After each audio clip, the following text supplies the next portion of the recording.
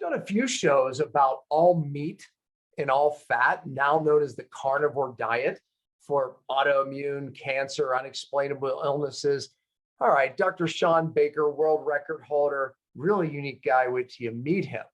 But, I asked him the hard questions, right? What about antioxidants? What about vitamin C? What about fiber? I mean, aren't these things necessary for good health? All right, you're going to have to stay tuned for the show. All those questions will be answered. Hey, I want to tell you about one of our sponsors, Cyto Detox. Look, podcasts cost money. There's a lot of production going around this, but we are grateful to have Cyto Detox as one of the sponsors. It's so easy for me to talk about the product because myself and my family use it constantly as we practice what I preach. For over 15 years, I've talked about and taught doctors and the public about cellular detox. And I'll tell you, Cyto was a breakthrough. Cyto was a breakthrough for us. And it's changed so many lives. So we're grateful that they sponsor Cellular Healing TV. It makes sense, doesn't it? They should. If you're listening to this podcast and want to access the amazing Cyto Detox product Dr. Pompa just mentioned, please visit detoxoffer.com. Again, that's detoxoffer.com. Hello, everyone. Welcome to Cellular Healing TV. I'm Ashley Smith, and today we welcome orthopedic surgeon, world record holding athlete, and author of the Carnivore Diet, Dr. Shawn Baker. Shawn is here to talk about, share the benefits of, and dispel many myths about the carnivore diet and why it's quite possible this diet may be something to consider for autoimmune, weight loss, resistance, disease prevention, and gut healing. So let's get started and welcome Dr. Shawn Baker and Dr. Pompa to the show. Welcome, both of you. Thanks for the warm welcome. Yeah. Looking forward to it. Well, I love this topic. We use carnivore diet for all of those things that were mentioned there from Ashley. Autoimmune, gut issues, unexplainable conditions. Hey, look, it works. But some people watching this and viewing this don't even know what we're talking about when we say carnivore diet. All right, just eating meat and fat, no vegetables. I mean, Shawn, come on, don't we need fiber in our diet? What about vitamin C, right? I mean, what about all the nutrients, the antioxidants, the polyphenols? You guys must be insane and crazy because we've heard for how many years, you better eat more fruits and vegetables in your diet. And you're talking no fruits and vegetables? How do you survive? All right, we're going to answer those questions as we go through here, Shawn. But I want to, tell me your story, world record holder. Tell my viewers who the heck you are. What do you hold a world record in?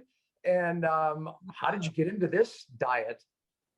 Yeah, I mean, like I said, I'm a traditionally trained surgeon. I was an orthopedic surgeon, happily plugging away, doing my 500 orthopedic surgeries a year, and doing knee scopes and shoulder replacements, hip replacements, fixing broken bones, and cruising along. And somewhere I think about my early 40s, like I said, I was an athlete my whole life. I competed in various sports. In fact, I've got world records in 3 different sports and won world championships in different sports.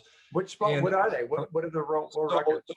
I've got powerlifting. So I was a world record and national record powerlifter in the deadlift specifically. I have to ask this question. I like to be conversational. Do you know Tom Eisman? He's one of my best friends. He has the world record. I don't know him personally, but the name sounds familiar, but I don't. Yeah, he's old now, man. He's in his 60s, but he still holds world records. So anyway. Yeah.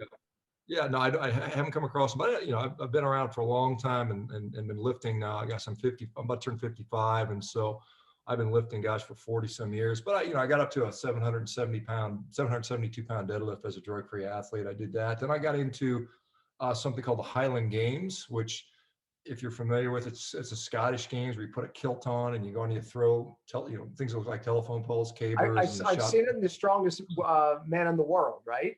They do some similar events in there, but it's a whole Scottish thing. And so I ended up winning a world championship in that. And then I went on. Then, when I got tired of being 300 plus pounds, I'm a pretty big guy, I'm 65. I got into competitive rowing, and so I ended up breaking world records, with this Concept 2 rowing device. And so I've had those, and so I've been doing all these sports. But when I was about 40, 42, 43, I was in my practice. I was busy, And I started noticing a decline in my health, despite training. I mean, I was still training. I mean, I would get up in the morning, train early before I went into work to see patients. Sometimes I would be doing 2-a-days plus, taking care of the kids, busy practice as a surgeon. And I was tired. I mean, you might say the surgery and the working out did that, but I was unusually tired because I'd had that schedule for decades. And I mean, I was clearly developing sleep apnea. My blood pressure was going up. I probably had metabolic syndrome. I didn't formally test it, but in retrospect, I clearly did. And so I, was like, well, I'm going to lean out. I'm going to get down. I remember when I turned 40, I'm going to get some abs finally for the first time in my life. 40 came, went, I never got them. I was like, what the hell, And I honestly tried, and it just didn't happen. So then I started really focusing on diet. And I went on as a big guy, I was eating a lot. I was eating a lot of calories. I was probably eating 6, 7, maybe 8,000 calories a day, as you might imagine, to be a big athlete. You put away a lot of calories. And so I go to almost the exact opposite. It was vegetables, it was lean meat, it was a lot of working out. It was, 3 times, in the morning, 3,000 jump ropes. If I had a chance to work out over my lunch hour, I would. And then when I got home, another 3,000 jump ropes. I dropped 50 pounds. I dropped 50 pounds in 3 months, and I got lean, and I was miserable. I was an unpleasant human to be around. I was grouchy. I was tired. I was hungry. The nurses said, man, we really, really, really like the fat Dr. Baker way better. You're just kind of a, blank. And, and I realized that. It wasn't a surprise to me. I could tell that I wasn't happy. So then I started playing with, putting more fat in my diet. I started playing with paleo diets. I started playing with, eventually over this 5-year transition period into low carb and then ketogenic diets for a while. And then I guess it's been about 5 years ago now, I sort of stumbled across these crazy, wacko, nutty people doing this all meat diet. And I thought the same thing. I was like, what the hell? But I had an open enough mind because I'd already kind of looked through some of this low carb literature. And I said, well, I don't think nutrition science is really that settled. I think we don't know as much as we think we do. So I was open-minded enough to look at it, to watch these people. And then I think somewhere in 2016, I said, well, I'm just going to try it for a month. And I tried it. And I was like, I've had tendonitis in my right quadricep for at least a decade. And as an orthopedic surgeon, how to treat tendonitis. I did everything I possibly could, the eccentric stretching, the drills, all the different things you would do for tendonitis, and nothing got it better. Within a month, I was like, my tendonitis is gone. This is very, very weird for me, thinking that diet has that impact. So I remember I'd have patients coming in my office telling me, when I eat this and that, my knees hurt. I didn't really believe them. I was like, you're just kind of a crackpot. Just, here's some more Motrin, the typical doctor thing. Unfortunately, I'll admit I was one of those guys. But then as I sort of realized this, wait a minute, there's something really here. What we eat really truly impacts our health, and it impacts every aspect of it. I don't care if it's your mental health, your joints, your gut, your brain. It's all a problem. And so as I did this, I did it for 30 days with the full intention to stop and going back to a more standard omnivorous diet. And I did. And then literally within 24 hours, I was like, man, my legs started hurting again. I don't feel as good. My digestion's not as good. And I didn't just jump in and start eating chocolate cake and Doritos. It was like, it was fruits and vegetables and a little bit of, cereals and stuff like that. And I was like, wow, this is not good. So I went back to the meat-only diet, and I was on social media, and I had enough people that were following me that we had a lot of discussion, and I somehow convinced 100 people to do it. I said, why don't you try it for 90 days?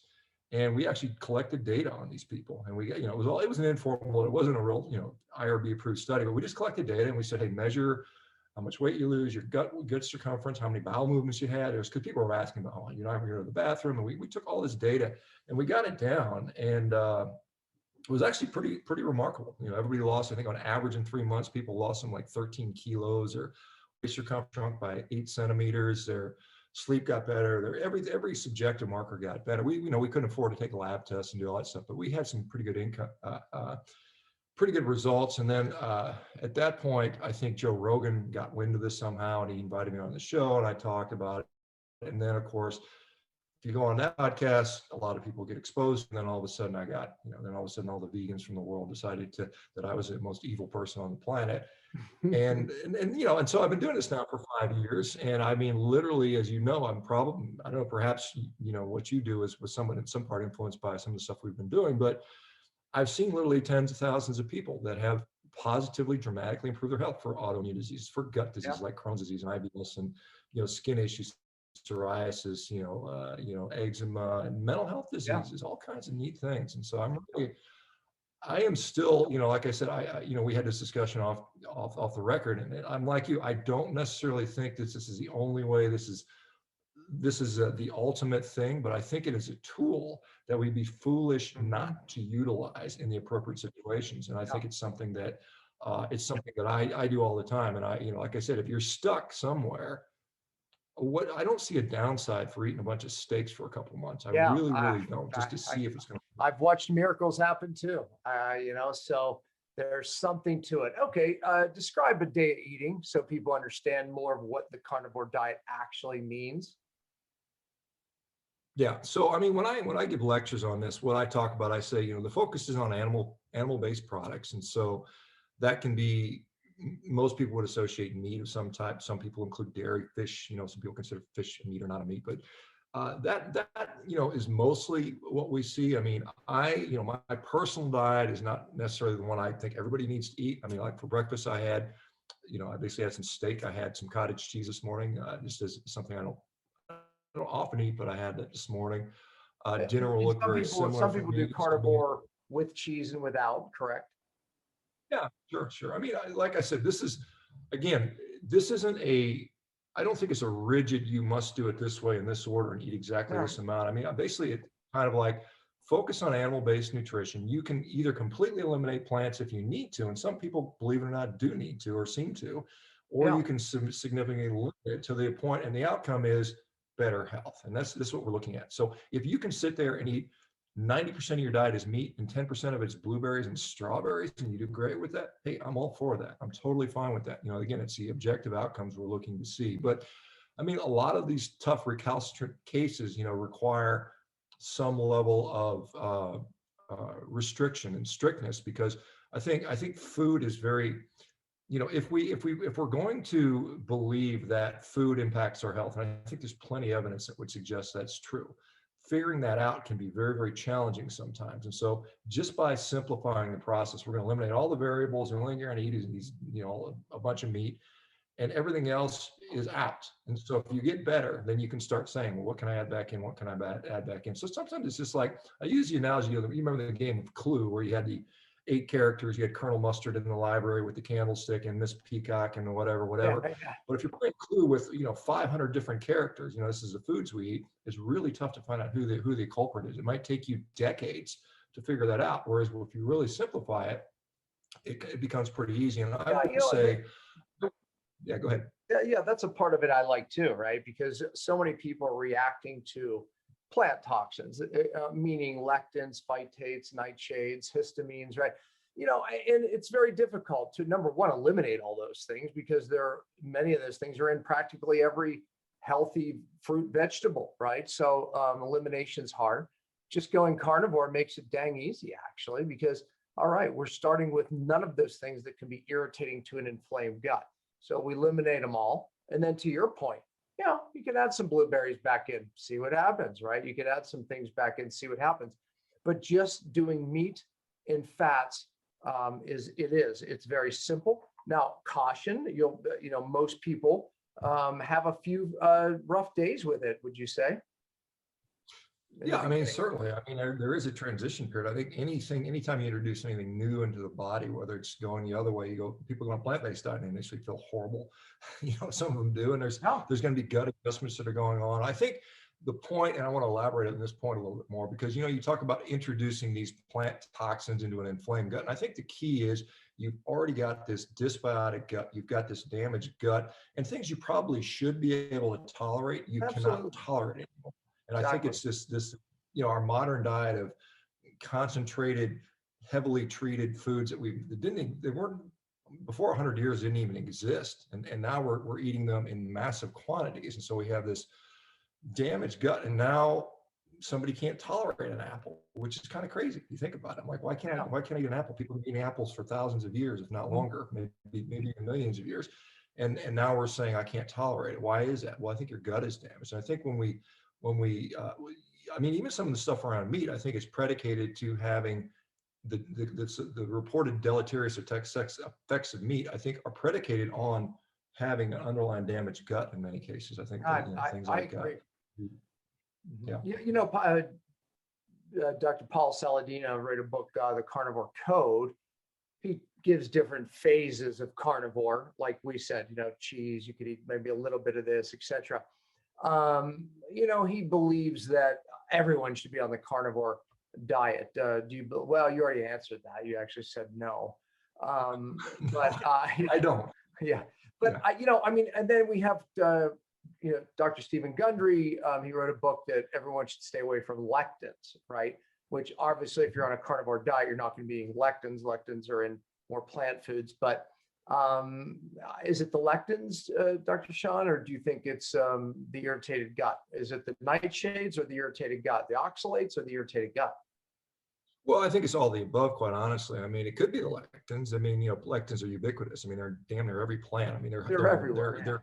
They're certainly in greater concentration in legumes and beans and things like that, grains and so on and so forth. But I think that this is a thing. I mean, how dare you say that a vegetable could be harmful, because we've got this belief that if you just eat more and more leaves and fruit, you're going to be great. But the problem is, for some people, it may be a minority of people, certain vegetables, certain compounds are irritated. And it may be this underlying gut issue that has developed due to years of abuse. And all of a sudden now, I'm sure you're aware of how, I'm an orthopedic surgeon. I'm talking about IBS. It's something I would have never concerned myself with before. But now that you get into this nutrition space, you see how prolific IBS has become. It is ubiquitous. I mean, it's like 20% of the U.S. population has a formal diagnosis of IBS, and that's not including the subclinical cases. So everybody probably has some degree of gut dysfunction. I did, and I didn't even know it, because I thought that was normal digestion. And when I went carnivore, I was like, holy cow. It was the absence of my awareness of digestion was astounding. I was like, I don't even know I'm eating food anymore. Before, I would eat, and I would always be aware of my digestive process through the noises or discomfort or bloating or unpleasant bowel experiences. But it went away. I was like, wow, this is something really neat. So I think meat is our it's like a reset button. I kind of consider hitting the reset button, kind of hit the factory settings on your product, and you kind of get the restart. Because you think about how we were born. We start out on an animal-based diet, right? We're not eating any. I mean, where are the newborn babies getting their fiber from? They don't. I mean, some people argue about oligosaccharides, but I don't think that's a real fair argument. I think we're just not getting that initially. And if you look at some of the mammalian comparisons, but it's clear that a meat-based diet was probably better for brain development for young kids. And now we have concentrated calories in the form of refined grains and sugars, where we can make up that energy deficit, but that's not how our gut is designed to handle food. We're not designed to eat powders. You think about that. If I can't eat flour in wild. I mean, there's no way for me as a human being to make flour outside of hours and hours of grinding or processing machines in our gut. The incretin hormones, the entire temporal sequence of our gut is not designed to eat these powders. And so when you dump flour and sugar and even protein powders in there, it's really coming in a way that we're not designed to get. Yeah. Let's have the meat conversation, right? Because you made the argument that you feel meat hits a reset button. You and I believe meat is one of the healthiest, if not the healthiest food you could possibly eat. Now, there's a large percentage of the population that disagrees, right? They think it's all about the antioxidants in fruits and vegetables, eat more fruits and vegetables. All right. And they look at meat, I would say a large percentage of the population, as too much meat causes heart disease. Too much meat causes whatever they think. So make the argument against that, and then make even more of an argument why meat is so healthy. Yeah, well, I mean, I think anytime you look at these arguments that say meat is associated with cardiovascular disease, first of all, I mean, there's a huge limitation of the studies. Nutritional epidemiology, where most of this, something like 80 to 85% of our nutritional data are based on epidemiology studies. It's you're asking somebody, what did you eat for the last 10 years on a food frequency questionnaire, which they don't ever get right. I mean, the validation studies for that are very unimpressive. If you actually look at the food FFQ validation studies, it's like, they got it right, 50% of the time, only 9 out of 25 times or something like that. So it's really, I mean, it's hard to have a lot of faith in those. those things. But then again, so you're asking people what they thought they ate or what their perception what they ate is, and then trying to draw conclusions based upon that. We had the World Health Organization came out and said, red meat is a class 2 carcinogen, processed meat's class 1. This is in 2015, IARC panel. On that panel were 23 scientists. One of those who I actually interviewed, he basically said, I sat on the panel. It was not a unanimous decision. They completely discounted any studies whatsoever that showed that red meat did not cause cancer. This is David Clearfield, by the way. Yeah. And that when I brought up the fact that a large significant percentage of the people on this panel were ethical vegans, vegetarians, or Seventh-day Adventists who their religion is based on vegetarianism, that was considered not worth talking about as a conflict of interest. And so they it was based entirely on epidemiology. It was based on, there's a couple of rat studies. There's no randomized control trial that you can point to that says someone that eats meat gets heart disease. They just don't exist. I mean, they're hard to do. I mean, in all reality, I mean, it's hard to do a study where you say these guys are going to eat a bunch of meat, these guys aren't, and we're going to control every other factor and see who gets heart disease and who doesn't. That really hasn't been done in a really prospective way or a randomized way or any way that would actually be called a true scientific experiment. And so, and there's plenty of counter studies that would go against that narrative. If you look at the Asian data, and I know I'm kind of mixing cancer and heart disease, but in the Asian data, and Asia contains 4.5 billion people. The vast majority of people on this planet live in Asia. When they look at meat consumption in Asian populations, the vast majority of those epidemiologic studies don't show a relationship with red meat and disease. And the reason for that is, I think it's the way they perceive meat. They don't perceive meat as an unhealthy food. And when you're constantly told since 1950 or so, red meat is bad for you, who is going to eat the red meat? Well, it's the people that don't really care about their health. It's the smokers, it's the drinkers, it's the people that don't wear their seatbelts, that don't engage in healthful behaviors. And so you've already got this subset of population that doesn't, has already demonstrated they don't really care about health. Now, if you test someone like myself, who I'm not doing this to kill myself, I truly am trying to stay healthy. I'm exercising every day. I don't smoke, I don't drink, I don't do those things. And I eat a lot of meat, but you'd say this is a very different population than the person that's sort of sedentary that is eating meat and they're eating French fries and they're eating Coca-Colas and that sort of thing. But I mean, it's I think it's very challenging. I mean, because everybody's getting mixed messages. It's very difficult. Sure.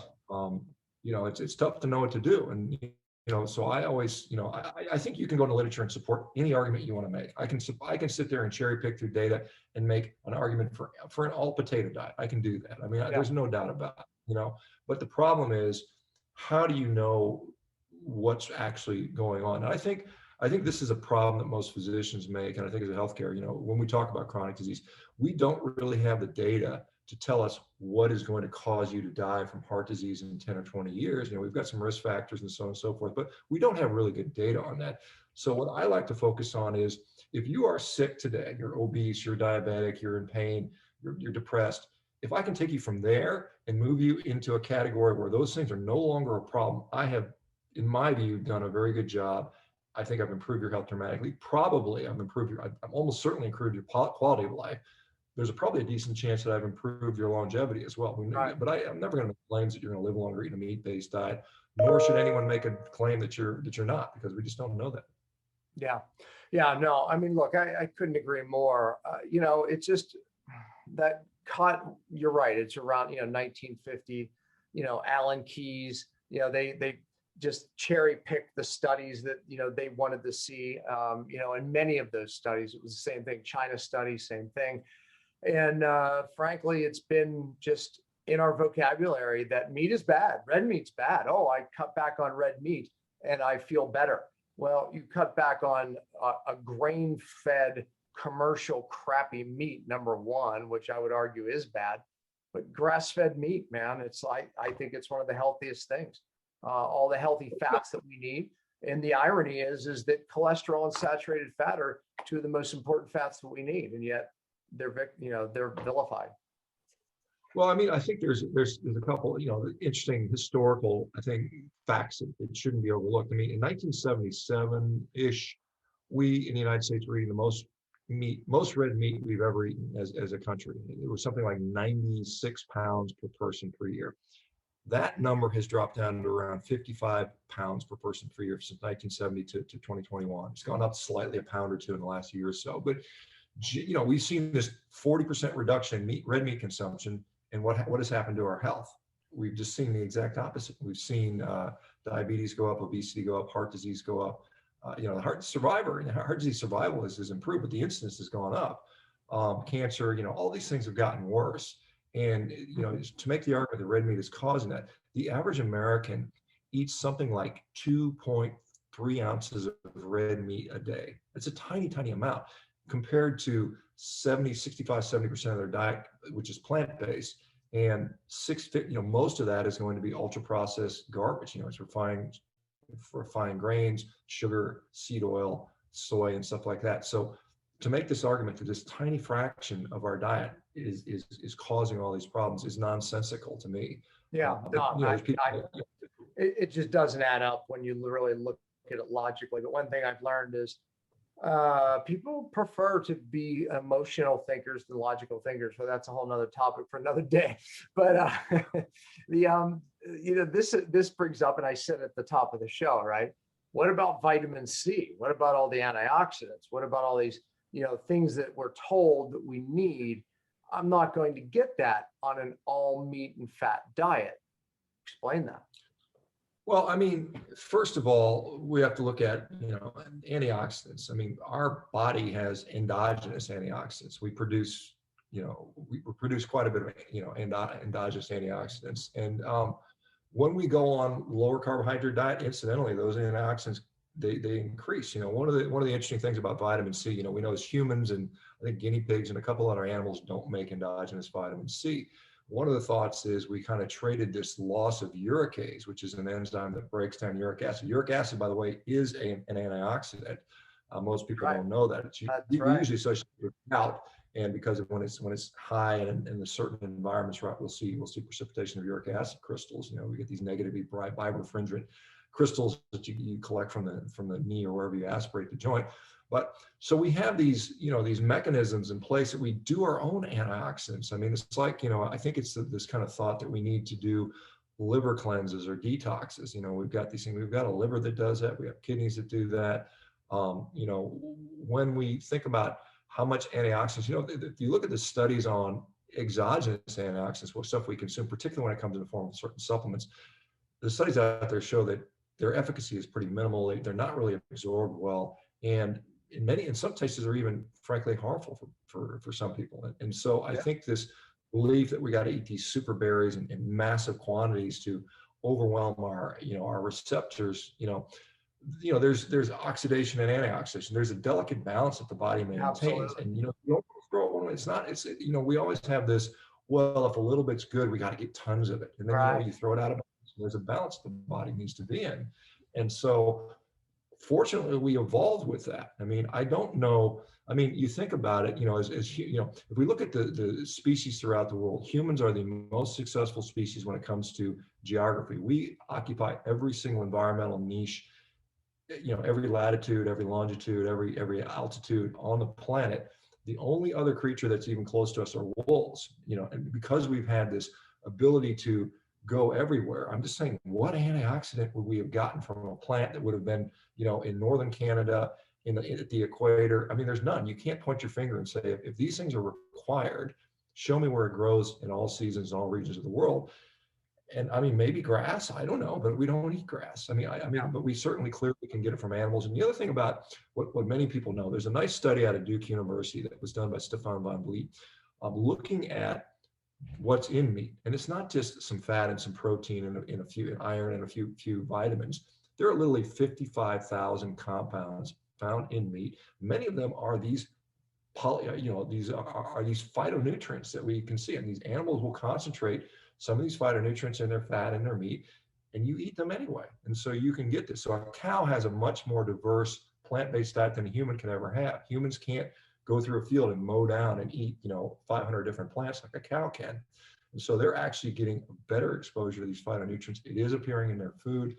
And so you can get that way anyway. But I think the antioxidant question is, it's not eating more acai berries and blueberries and, the red, Yeah. the green smoothies. That you might fix them. Absolutely. Well, there's a whole process when your body goes into that ketotic state. Stephen Finney, I remember years ago, him answering the question very well, right? He proved that you needed very little vitamin C, if at all, once you're in that ketotic state. Why? Because the cells are burning fat, the brain's using ketones, which burn like natural gas on the stove. So imagine that, right? So you see the stove and you see that flame natural gas, that energy is creating heat, but you see it's very little waste. You don't need a chimney, right? Now, on the opposite, you burn wood in the fireplace, all the smoke. Oh, you're creating energy, you're creating heat. Think of that as carbohydrates. You need a chimney. You need antioxidants. Over here, you don't need antioxidants, right? Because there's far less waste burning the natural gas versus the logs or the coal. So, I think that's a really valid example, right? You have to understand the fuel that your body's burning when you're on these diets. Yeah, and I think you can, for that analogy, the antidote comes with the poison, so to speak. So if we want to, and I hesitate to use the word poison, but if you're going to consume a high carbohydrate diet coming through plants, fruits, vegetables, whatever, and it comes with these antioxidants, you may need them more to counteract the problem that you're developing all the reactive oxygen species you are by running a high carbohydrate metabolism. Just for completeness on vitamin C, we know that the human red cell can actually recycle vitamin C. We know that vitamin C is intimately involved with carnitine, the process of carnitine. Carnitine serves as a shuttle for fat oxidation. When you're eating a meat-based diet, guess what you're getting a lot of? You're eating a lot of carnitine. This is where you get it. When I eat a steak, I get a whole bunch of carnitine, which the gut actually has transporters to. So it comes in intact. So you're basically, some of the needs of vitamin C, the antioxidant need is probably minimized. Uric acid kind of may pick up a little bit, some of that. You talked about the different energy consumption that the different metabolism changes the requirement. So the actual requirements are probably very different. And I think this is one thing that the RDA assumes, that everyone that's being examined is eating a heavily grain-based diet where 60% of the calories are coming from carbohydrate. And this is what they assume. And I think you can't make those assumptions. You can't. It's such a simple mistake, really. And like you said, of course, if you're eating plants, there's antidotes there in the form of antioxidants. God knew exactly what he was doing. The innate intelligence knows exactly what it needs and how to do it and how to create it. What was the explorer's name? I'm going to butcher his name. Vladimir Stefansson, something of that. Vilmar Stefansson, and he was of Icelandic descent and was Canadian, but he went up and lived with the Inuit for about a dozen years, right? Sure. Yeah, he lived with the Inuit, up in basically the Eskimos, if you will. And he thought, him and his men, they thought they were going to die because they ran out of their food supply, right, of carbohydrates. And here they're just eating the Inuit diet. And they're thinking we're going to die, because they went through that week or two of not adapting, and then they adapted, and then they thrived. They're they couldn't believe their strength. They couldn't believe their energy. And they went on for months like this, to the point he realized all what he thought about nutrition was blown out the window. And, we didn't need fiber. We didn't need vitamins. We didn't need all of what we thought, right? At least vitamins from plants. But anyways, he came back, and his predecessors thought he was absolutely gonzo, right? So he actually did a study and proved himself right. They looked at his blood right before, you're going to have cholesterol, you're going to die of heart disease. And of course, his numbers got better when he went on the diet. They did it in a controlled environment, just like they did when they were with the tribe. Anyways, fascinating topic, but it's not what we think oftentimes, right? So, what do you talk about it? We both said that we utilize this diet for autoimmune conditions. Like you said, you mentioned a lot of different skin conditions. It's used for cancer. Why does it work? You gave, I think you peeled it apart a lot of different ways, but if we narrow it down to say, this is why we think it's good for these conditions, what's your thought? Yeah, I think, again, I think there's going to be a little variation on the condition, but I think basically, I do think that, particularly autoimmune issues, there's a researcher named I think it's Alexi Faisano out of Boston Children. He's done a tremendous amount of work looking at the gut relationship between gut health and autoimmune disease. And there seems to be a pretty clear association. And you might even say there's enough evidence to say there may be some causative factors there. So I think what happens is by removing, certainly removing junk food. I mean, this is a problem. With a carnivore diet, it's really hard. I mean, you see it with keto, with paleo, with vegan. All these diets have their junk food. The processed food companies are right on. You're right. They'll never happy to slap a label on there and say, hey, it's made with plants, got to be good for you, even if it's Oreos, right? Oreo is vegan. Or, we see things like paleo, keto, they're very good at that. So when you remove all this, because it's really hard to make a meat-based junk food. I mean, some people say jerky with a bunch of stuff, but it's not really meat-based when you start adding all that garbage in there. But if you're eating a truly just meat-based diet, it's hard to put the junk food in there. So I think that's number one. I think you're removing that stuff. You're eliminating, we get such a thought that we've got to add this, supplement, add this superfood, when more likely it's not. You need to remove the things that are bothering you. Instead of, it's kind of like taking somebody that's walking around hitting their head with a hammer, and they go to the doctor, and the doctor says, here's some aspirin. It's like, why don't you just take the hammer out of the guy's hand? It's kind of like remove the irritating thing. So I think that's number one. Number two, we know that the human gut is well adapted, despite what some of these plant-based proponents say. The human gut is well adapted to digesting and absorbing meat. I mean, we have a gastric acid pH of something like 1.5, which is one of the lowest among all animals when you compare it across species. Human guts are on par with vultures and hyenas because we probably started out scavenging. We probably started out, going behind big predator cats, picking up whatever they left behind, and they do. They leave, studies out of Africa show they leave like 20 kilos of meat on a zebra kill, which is a lot of food. And, it probably was been sitting out for a few hours, so it was probably contaminated. So humans started to eat that, and what protected them was their gut pH. And, having that, because it's very energetically expensive to produce all that acid. It's not, it costs a lot of money energetically. So we would have done that for a reason. So we have that. We know that meat is well absorbed. It's well absorbed in the small intestine. This belief that meat just sits there and rots in your colon is absolute garbage. I mean, it's one of the most ridiculous claims out there. I mean, you talk to any gastroenterologist that does colonoscopies, they never find meat in someone's colon. They'll find corn and vegetation and seeds and nuts all the time. So it's not rotting in your gut. It's well absorbed. We know that the absorption characteristics are so much, much better. I think the nutritional completeness, particularly with regard to protein, we know they're complete proteins. They have all the amino acids in the ratios you need. I think the absence of irritation, the absence of inflammation goes a long way to help resolve a lot of these issues. And we see when people go on a carnivore diet, if they have autoimmune issues, their inflammatory markers typically plummet. Yeah. Their autoimmune markers often go down, their ANA levels or their TPO levels and so on and so forth, TPO levels, they get better. And then shortly after that, their clinical symptoms get better. And so I think it probably, if we look at, the interface to our world, we think about our skin as in touch with the environment, but our skin is designed to keep things out. I mean, that's what our skin does, keep stuff out. Our gut is designed to bring things in. And the gut, as gut is external to our body. We're wrapped around this long tube, which actually is considered external to our body. Yeah. So this is our largest interface. It's got our largest part of our immune system is wrapped around our gut. And that's how we're supposed to interact with the world, through what we eat. And when we're eating stuff we're not designed to eat, I think that's the biggest issue. But I think it's a combination. I think it's high quality nutrition and taking away the absolute stuff we're not designed to eat. Yeah, no, it was a great answer.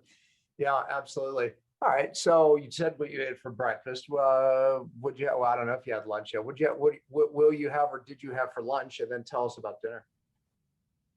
Yeah, I probably won't have lunch. I mean, I didn't. Sorry, 2:30 in the afternoon, 2:40 in the afternoon here.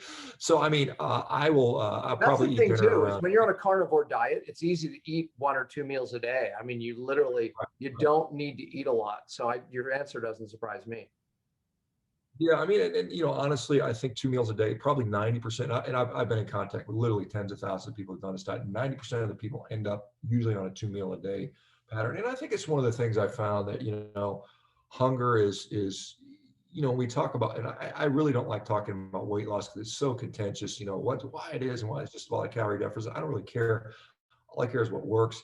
But I find that appetite is something that many people fail to address when they talk about calories, because it's nice to know that if I only eat 2,500 calories and I exercise, I'm going to lose weight. But how am I going to physically do that? I mean, it's Yeah. easier on paper, easier on execution. If you're Yeah. hungry all the time, it doesn't really work. But, so my diet is, I mean, most days, I mean, again, I'll put the caveat, I'm a big guy, I'm 250 pounds, I'm 6'5". I will eat somewhere between 3 to 4 pounds of meat a day. That's just me. I'm like, but if you contrast that to, because we often hear about, the silverback gorilla, look how big and strong he is and all he eats is plants.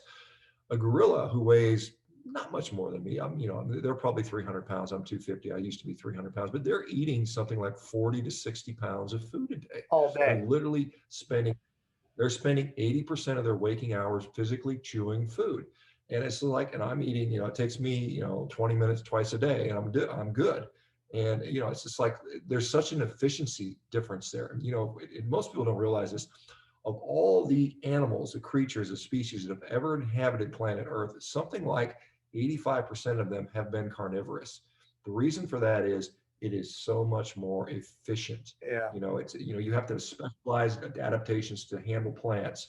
And we've got lots of herbivores. I mean, herbivores have been very prolific. We've got herds of, vast herds of these, herbivores, but from an overall strategy from individual species, most of them choose a carnivorous route just because it's easy. And, we've got, there's videos of a deer eating a chicken and a cow eating a bird and a horse eating a rabbit. I mean, they'll do it. They're just not very good hunters. And so humans are very good hunters. I mean, we are the most efficient, proficient hunters that ever walked the planet. I mean, there's no other species, you talk about how fast a lion is, but lions have never eaten a whale. Lions have never eaten a shark.